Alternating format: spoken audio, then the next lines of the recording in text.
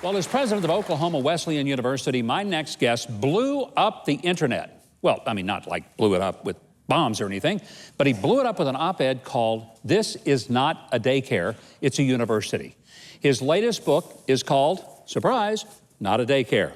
Would you please welcome Dr. Everett Piper. Governor, thank you. Dr. Piper, great having you here. Honored.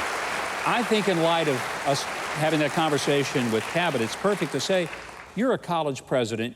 You had an extraordinary impact writing an essay after a student at your campus thought he was triggered because a chapel speaker bothered him. What happened? Well, Oklahoma Wesleyan University is a bold and unapologetic Christian university. We're conservative, we're Christian, and we don't apologize for it. After a required chapel service 2 years ago Thanksgiving, one of our students came forward to the speaker afterwards and said, "You made me feel uncomfortable today. You made me and my peers feel singled out, and I don't like what you said."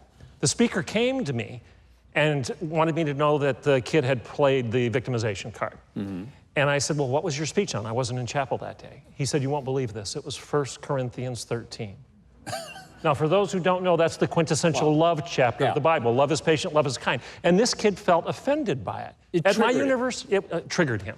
So I wrote a response. And I said, "Young man, if that feeling of discomfort you had, it was called your conscience. You might want to attend to it. And if you expect us to issue trigger warnings,"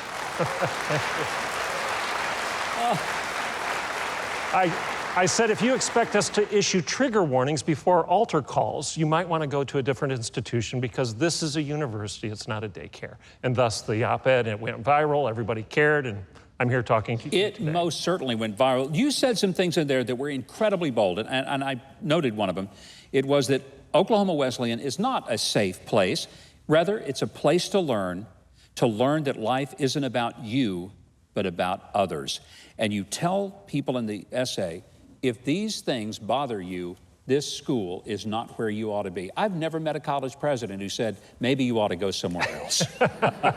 Well, our enrollment has tripled. Is that right? Tripled.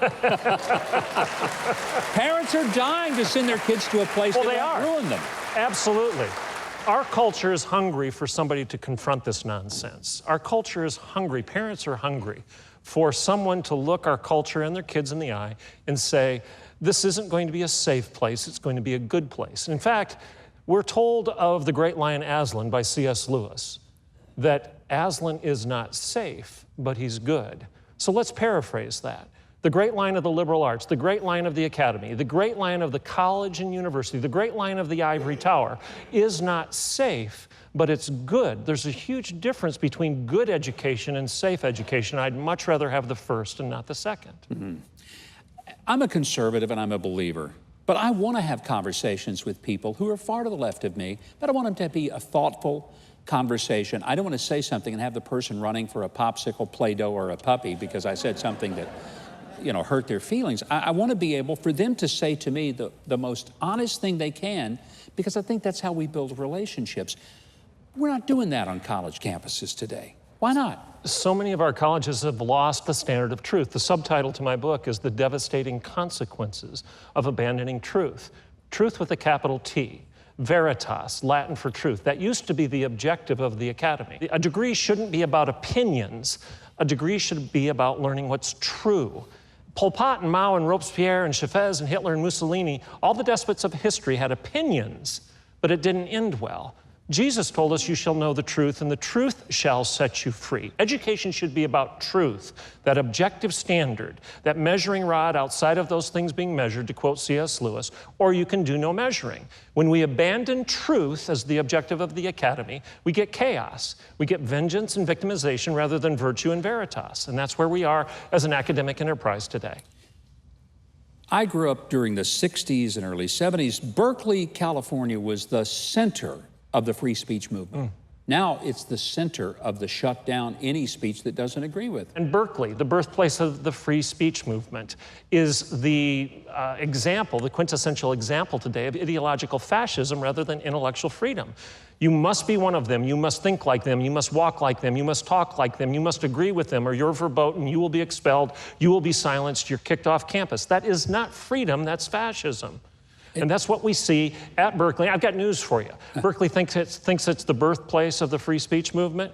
Bethlehem was the birthplace of free speech, not Berkeley. Very well said. Beautiful. Well, it's important, I think, that we hear voices like yours, and even more valuable is to find out that when you took the stand that you took, bold, clear, unapologetic, your enrollment tripled. You have parents now who want to send their students, and students who want to come there because they don't feel like they're going to just be injected with somebody else's thinking, and they'll have the opportunity to think for themselves. Dr. Piper, the book is phenomenal, and I hope people, if they loved your essay, they'll love the book, Not a Daycare. And I want to say to our audience, if you're concerned how the American university system has gone completely off the rails, Everett Piper is offering truth and hope, and it's kind of refreshing. You can get your copy of his book, Not a Daycare, The Devastating Consequences of Abandoning Truth, from your favorite bookseller right now, or order it online, and I hope you will do it.